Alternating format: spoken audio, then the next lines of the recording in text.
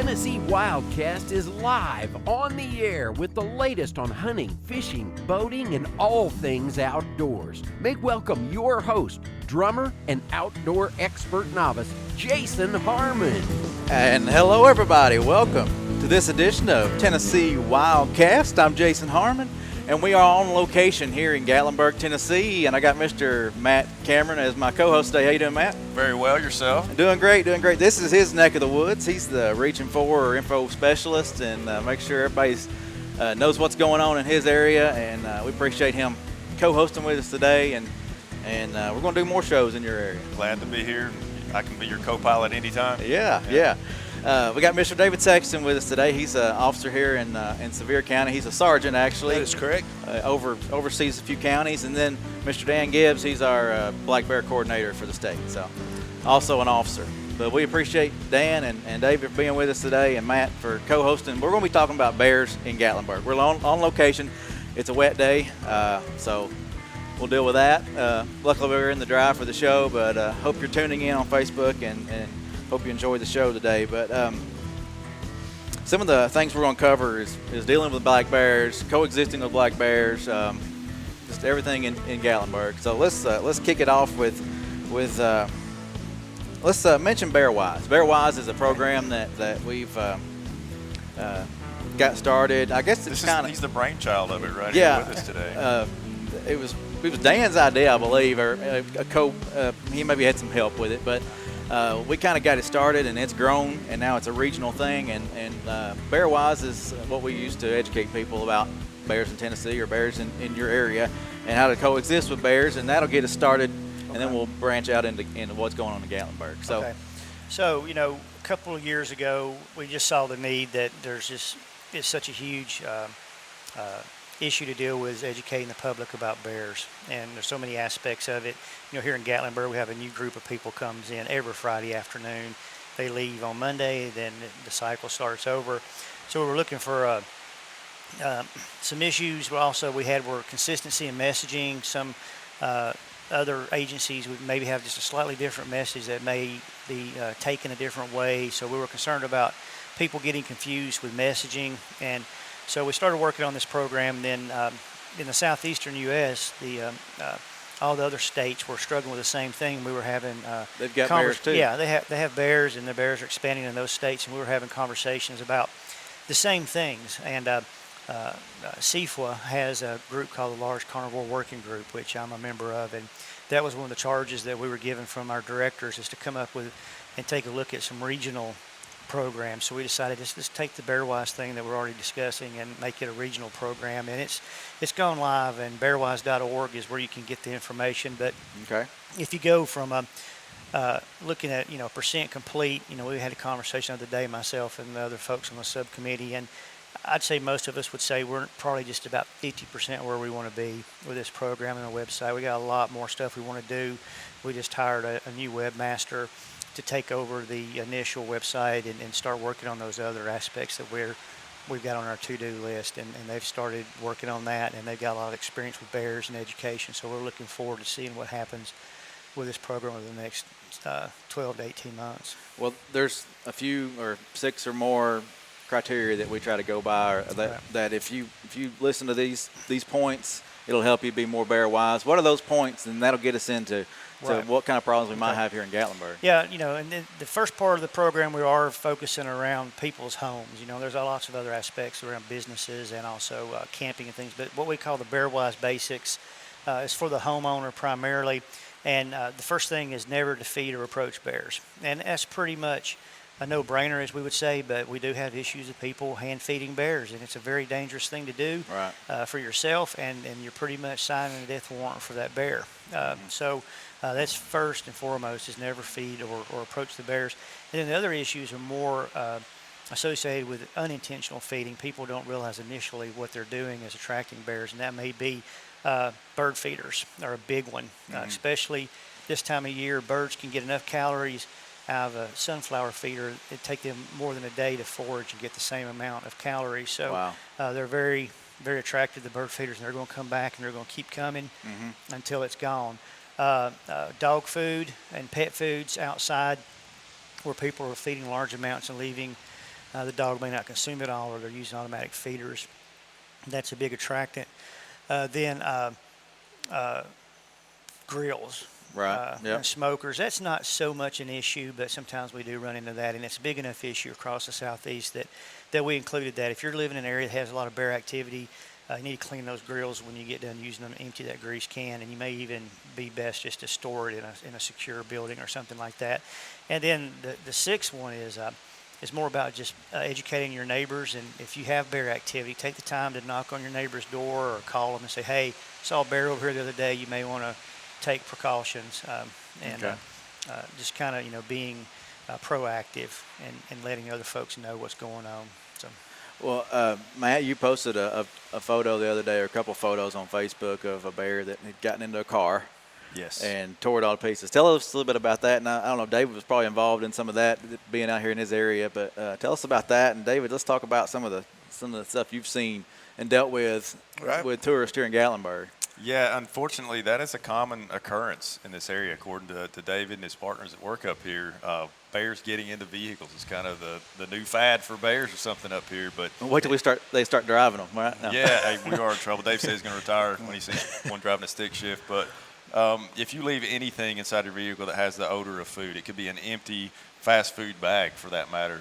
Their noses are so incredible, they can smell it even through the glass. And they have learned how to jimmy these car doors to get them open. So windows down, obviously they're going to climb right through it. But exactly. Even if you think, okay, I've closed the door, I'm good, you have to lock them because they can get inside your vehicle. And what usually happens is they get inside, the door shuts behind them, they get stuck in there, and they get scared. And they will tear a vehicle to pieces trying to get out of it. Mm-hmm. And sometimes you'll see videos of people walking up and open the door and letting the bear out. Of course, that's a dangerous situation to put yourself in. So do us all a favor, do these officers a favor, do your insurance company a favor and yourself a favor, and keep your car doors locked and never leave food or anything that smells like food inside your car.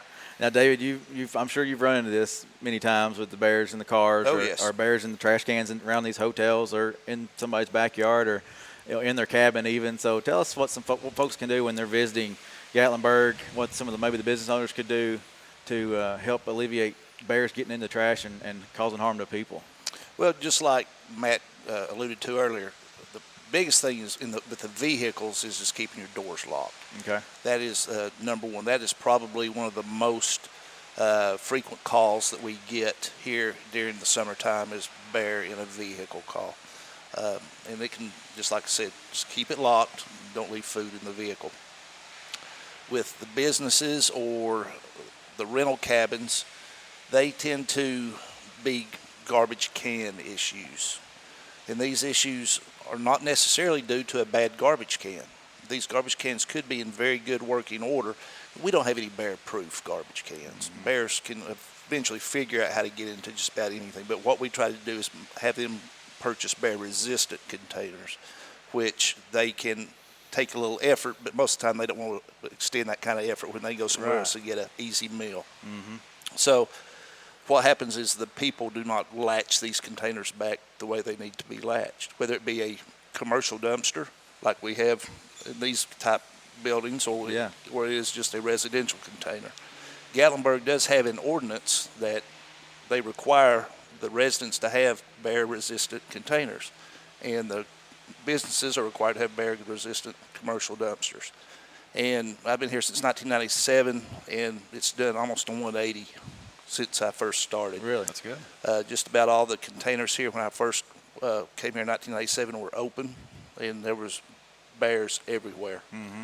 And the number of bears until this year has been an exceptional year for bears in Gatlinburg, but it has really seemed to really worked having these measures put into the city. Let me ask you a question about that. Have you seen an increase in bear calls outside the city limits? Because in the city they're doing pretty good, but they can go right outside the city limits and you don't have to lock your trash. Right.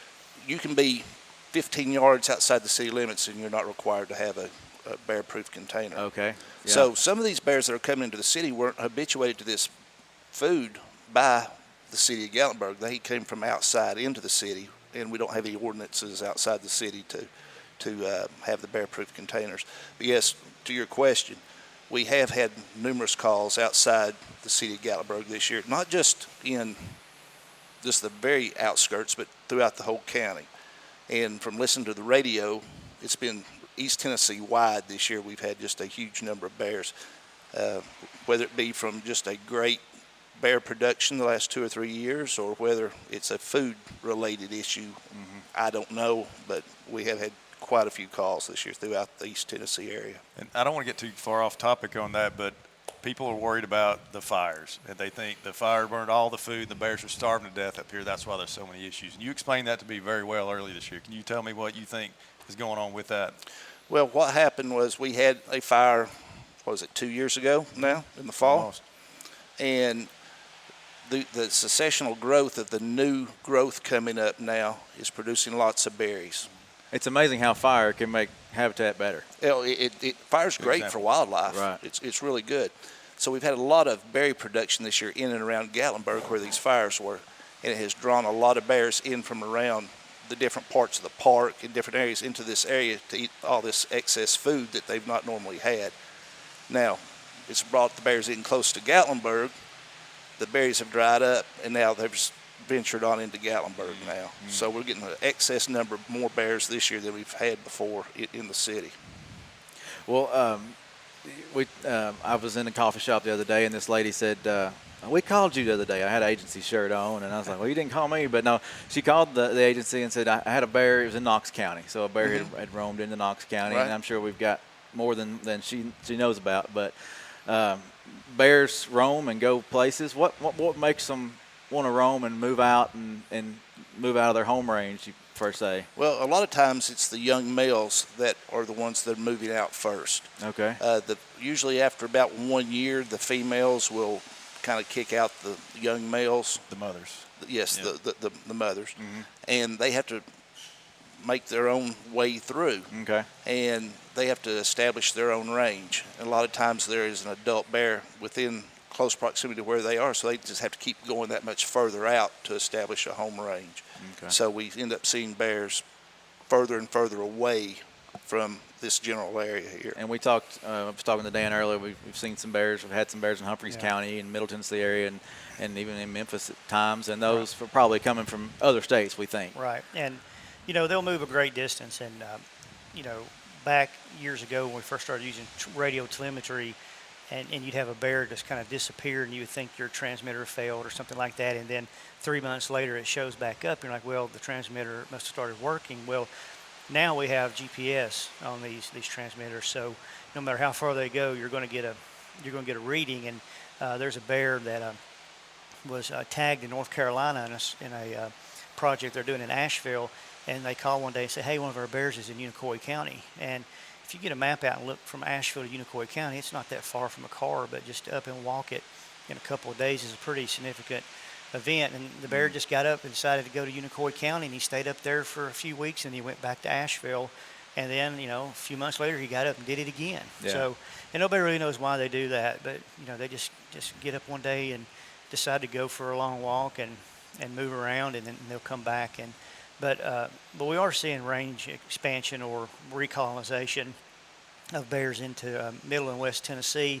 The bear populations they're just taking over areas that they used to be years ago when we were first settled. And, and they're not all coming out of the Smokies.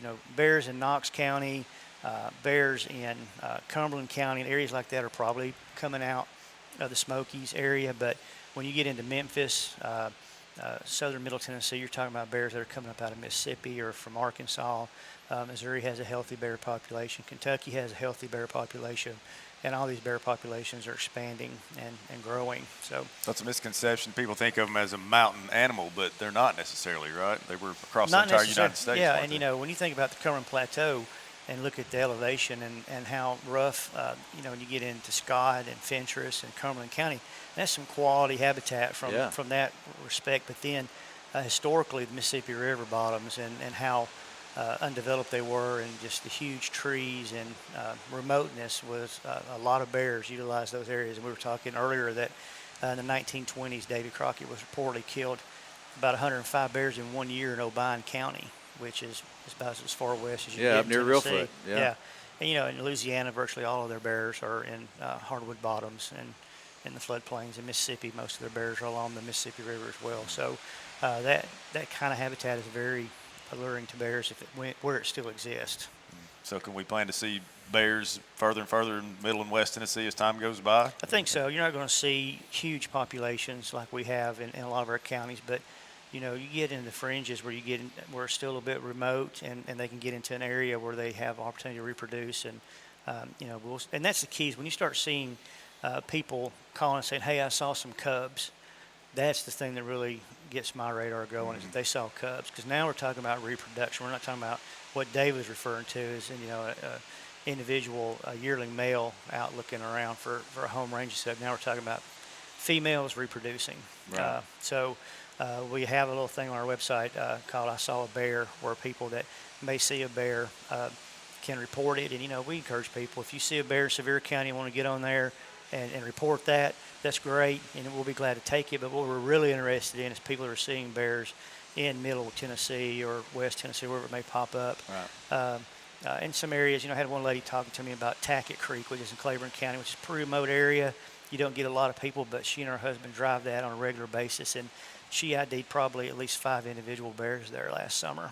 Wow. So that kind of information we're very interested in to help us as we move forward with determining where these bears are expanding, and let us know where we need to be doing some work to try to get some estimates. Well, you mentioned the cubs, and we work closely with ABR. And what happens if we have to remove a cub or find a cub? We take those to ABR most of the time, right? They can help with those. Explain what ABR is and how that works and how we work with them.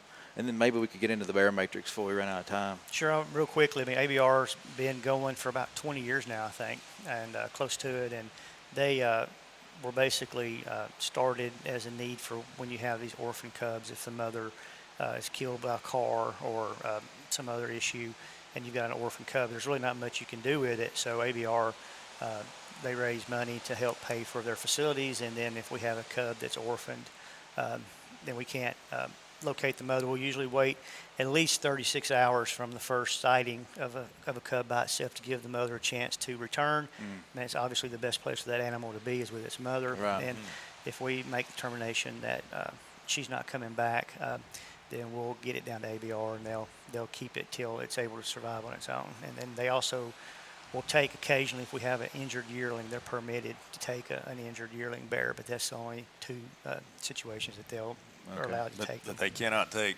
nuisance garbage bears, No. people think. Those Right. bear issue, David's going to pick it up, take it to ABR, No. and they're going to rehabilitate it. That doesn't happen. No. And what people need to realize is that ABR will only take cubs pretty much 40 pounds or under.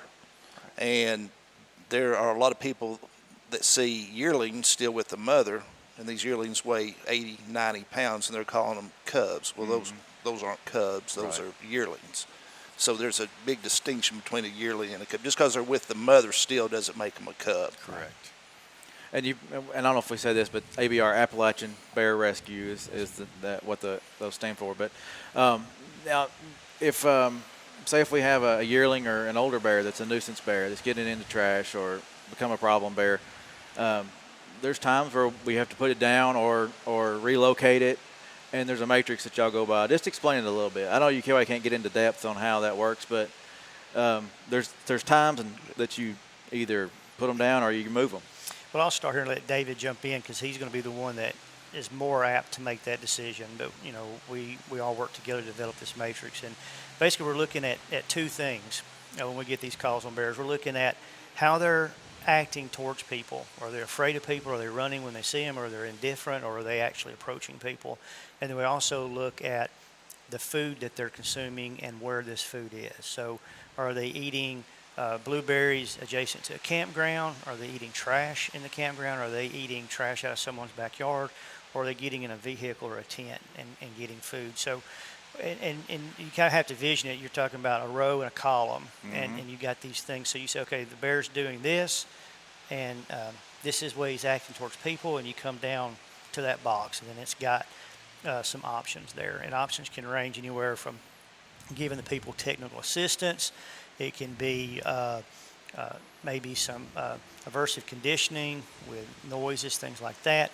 Occasionally, we have trap and move, but we don't use that very much. Okay. Then we may have, even depredation permit issued if it's crop damage, and then just euthanasia. So And the moving thing is real tricky for us. And, we try not to, a lot of people have the idea, hey, if the bear's causing a problem, we'll just come get it and take it somewhere else. Well, there really is nowhere else to take it that we're not going to dump someone else's problem, Just moving the problem on another person. Right. I mean, the people in Greene County don't want the bears from Sevierville up here and vice versa. So, but if we find a bear, and jump in here, Dave, but if we have a situation where a bear has gotten into a bad situation and we've not had any reports of it and it's just stumbled on, say, someone left their cooler out at a campground and the bear found it and got into it, then we might be able to get that individual animal moved before he become accustomed to coming in there and habituated to that food. He's not food conditioned yet. But once they become food conditioned, there's really nothing you can do. You move them, they're just going to cause somebody else a problem. And normally when we get a call, a lot of it can be taken care of over the phone. Most of the time it's a garbage issue, a bird feeder issue, something of that nature. And you just have to explain to the individual, this is a people problem. This is not a bear problem. Right. You can fix this problem. Just put your garbage in the garage, take it out when the garbage truck comes, or you take it to the convenience center, whatever, put your bird feeders up. Sometimes it's not that easy. Example, we had a bear here in Gatlinburg that was a day active bear. That's also on the matrix, whether they're a day active bear or a night active bear. Okay. Bears are normally night active. You find a bear out at 3 o'clock in the day walking through downtown Gatlinburg, he's pretty habituated already at that point. But we had a bear that was on the 3rd floor of a hotel trying to enter rooms of a hotel. We can't leave that bear there because he's already used to people. A wild bear will run from you, an habituated bear will walk toward you. So it's pretty easy to tell which one's what. Yeah. So it just, like I said, it just determines the situation and whether it was aggressive. Aggressive to me, what happens to somebody out here may be really aggressive. To me, that's just the bear being a bear. So we really have to look at a whole lot of different things before we decide whether we're going to move that bear or just educate the person. And we have to hear the saying, a fed bear is a dead bear. Explain that a little bit. Well, and it is interesting. We put that on a sign a couple years ago, and at the time our assistant director said, I'm going to get some folks that do some hiking to look at that sign and tell me what they think, but they weren't from up this way. They were from Middle Tennessee. And the people really got hung up on that statement. And they were, well, why is it dead? Is the plastic in the bear killing it, or is it poison? The garbage kills bears. Yeah. That's when they got hung up on. And they were hung up on that garbage kills bears. Yeah, and fed bears a dead bear type thing. And so they were so confused on that, we actually took it off the sign because we realized it wasn't doing what it was supposed to do. Okay. And so that's one of those that if you use that, you have to be a little bit more specific about what that means. And what it means is that if you're feeding the bear, if it's getting in garbage, it's going to eventually become food conditioned. And when it becomes food conditioned, it's going to rely almost 100% on human food, and it's going to be a nuisance. And you can't turn that around. And so the only option we're going to have on that bear is euthanasia, or it's just going to kill it because it's eating bad food, and it's literally the same things that happen to people. The teeth are rotting. There's been documented cases of diabetes in bears in Wisconsin because of chocolate, access to chocolate, and I won't go into all that. But wow. And there's some stuff that say, I can't remember the exact number, but there's some documented stuff out there about how much the lifespan is reduced of a bear that's eating human foods versus natural foods, and it's a significant reduction. So that's where the fed bear is a dead bear, is because you are impacting the lifespan of that bear in one way or the other by feeding him. Well, we're going around out of time, but real quick, I wanted to mention our website, tnwildlife.org. A lot of this information is there. You can pull up the website, click on the bear section, and all the information, phone numbers, that sort of thing. But if somebody wanted to call and report a bear, more likely call the Region 4 office, I guess, would be the best way to do that. Yeah, and like I said, if it's a sighting, just put it on the bear. I saw a bear sighting on the website. On the website, yeah. And then, but I'd just like to add that, this stuff works. The stuff that David and I may have talked about, it works. We can give you case after case examples of where it works, but it becomes the people have to make a decision that they're going to change what they're doing around their homes, and then hopefully their neighbors will do the same thing, and then it grows. But it takes takes the effort on our part. As Dave said, it's a people problem. It's not a bear problem. They're just looking for food. Yeah, we're in their territory. Right, and it's no different than recycling or something like that. You have to make a decision that you're going to be have a positive impact on those animals and do the thing that you need to do to cut down on those issues. And I'll throw in there, it's not just a Gatlinburg, Pigeon Forge, Sevierville issue, because the population is growing and they're expanding out into their former range like they've talked about. So wherever you're at, listening or watching, get ready for bears to be coming through your neighborhood. I live in White Pine. We had a bear come through my little town a couple months ago, and the people absolutely flipped out and called me, wanted me to come and get this bear. I said, no, do these things, don't do these things. The bear will move on, and guess what? The bear moved on. Right. So it works. Yeah, and we tell people, if the bear finds nothing to eat, they're not going to stay. Yeah. I mean, that's what they're looking for is food. So, and if you see a bear and he's hanging around, the first thing I'm going to ask you if you call us is, what is he eating? What's this bear eating? And that's where the conversation is going to start. And you pretty much find out real quickly what it is. Well, to get away from the problem or nuisance side of the bears, if somebody comes to Gatlinburg and they want to see a wild bear, where can they go? Cades Cove. Okay. Cades Cove. Wild bear. A more wild bear. Yeah, more wild. They're all wild, but less, But, yeah, I mean, they're liable to see one any time in Gatlinburg. They really are, at any place. But to see a bear in its natural habitat, the way that we envision seeing bears in the wild, you would need to go into the park, really. Well, and speaking of natural habitat, we talked earlier about camping and hiking. A few tips on that real quick. Well, you just want to make sure you're aware of what you're doing when you're out in the woods. If you're hiking or camping, and be aware that bears can be around. Store your food away from your tent. Don't set your tent up next to a blueberry bush or something like that. And just pack out what you take. And as I said earlier, your activities influence bear behavior. Good or bad, whatever you're doing, it's going to have an impact on bears. So, all right, well, folks, that's going to wrap it up for today. I thank these guys for being with me. Thank you. Pretty cool to be here in Gatlinburg, and on location. It is a rainy day, but that's all right. And take note of these things. Go back and watch the show again on Facebook. It'll be on YouTube, and just keep watching and learning. Go to our website, tnwildlife.org. That's the best place to go to find all the latest information on what we're doing as an agency, and we just want y'all to be bear wise. So we'll be seeing y'all next time. Thanks for tuning in, and this is your Tennessee Wildcast.